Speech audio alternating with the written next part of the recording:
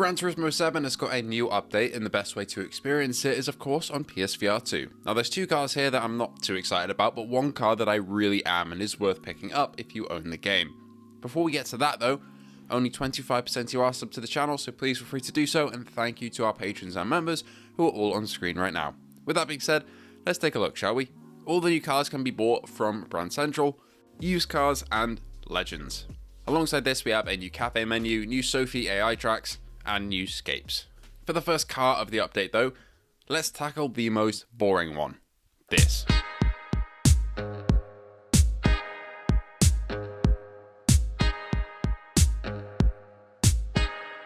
This is the B segment Peugeot 2008 second gen Allure model. This is the mid-range model, and to be honest, there's nothing spectacular here in GT. It's yet another crossover SUV. We've had plenty of these.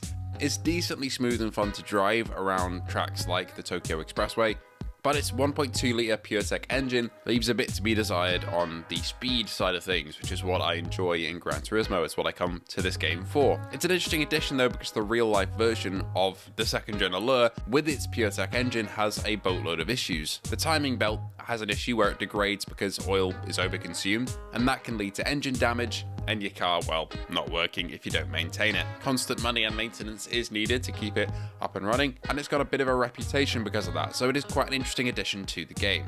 Of course, in Gran Turismo 7 this isn't modelled, so your car isn't going to abruptly stop working, but it's a fun bit of trivia nonetheless, and it's all I can really say about this somewhat boring car. And I gotta say, it's just fine.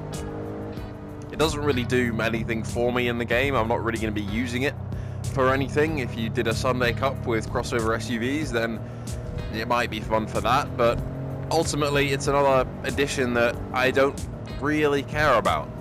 Obviously Kaz, who actually chooses what cars get added to the game, does care about it in some capacity. That's why we get these updates and get the cars that we do, but for me, I would have much preferred, say, a Le Mans update or a GT3 update, but I say this every time and it doesn't really happen, because ultimately Gran Turismo 7 at this point in its life is just getting cars that Kaz finds interesting, which to be honest is okay, but I do kind of wish that we'd get some more competitive GT3 cars at some point, but maybe that's something really for Gran Turismo 8. Outside of doing something like this, where I'm kind of in this environment and pretending to kind of drive along, you know, the highway, yeah, it's just not really for me. Next up, a slightly more interesting car is this. The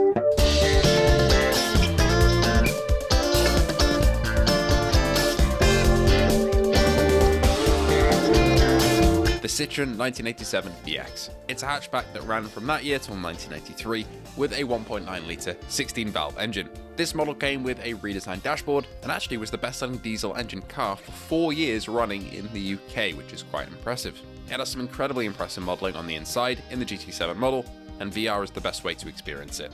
I will say the modelling in here might be my favourite out of the cars so far, even though we've only seen two, and the Lancia might take it at the end, but in terms of how the dash is, the seats, the materials, it's very old feeling. I like it.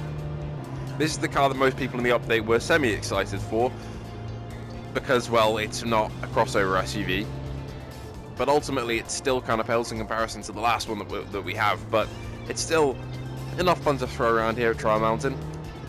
It does make me want to kind of take updates like this and maybe grab, you know, the middling car, like the Citreon, and maybe do like a Top Gear challenge with some friends and then do up the car in a different way and race them on the track, you know?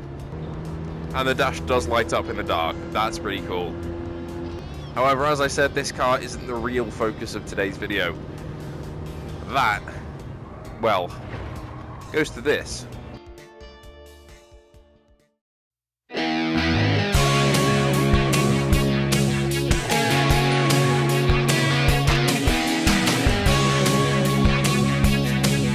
Finally, the best part of the update in my opinion, a 1992 Lancia Delta HF Integral.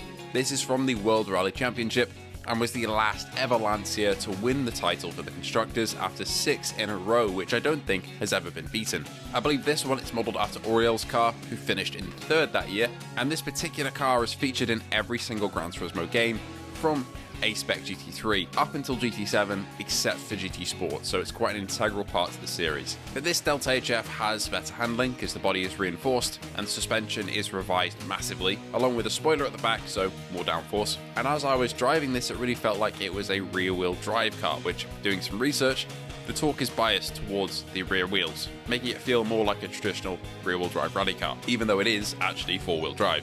As it comes stock, it's without mud flaps or night fog lights, as you can see, but you can add them through the customization menu at GT Auto. The default livery though I'm going to leave because it's incredibly nice, and to get this will cost you 300,000 credits from Legend Cars. This is the best car of the update. Hands down, the detail in here, ridiculous in terms of how much it's scanned in. Like, just look at this. The power, you can feel it, really. The engine and the exhaust, you can just soak in that noise.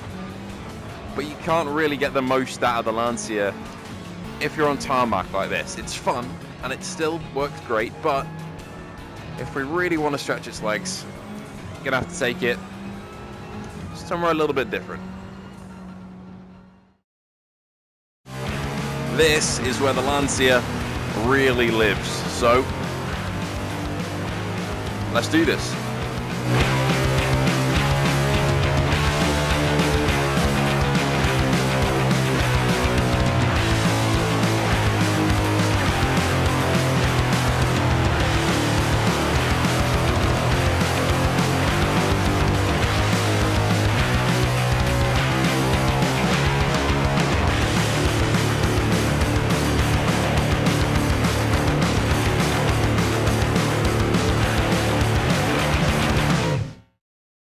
Overall, this GT7 update was a bit of a mixed one. In a world where we want more GT3 cars and we want more Le Mans cars, we're getting updates like this. And to be honest, we're getting towards the end of GT7's life cycle in terms of big content updates. Most of the work, I assume, is happening on GT8 right now, so it makes sense, but it would still be nice to have a couple more GT3 options that are a bit more modern. That being said, I really enjoyed the Lancia. The other two cars, not so much, but that Lancia is so much fun. Go test it out for yourself, and I hope to see you all in the next one.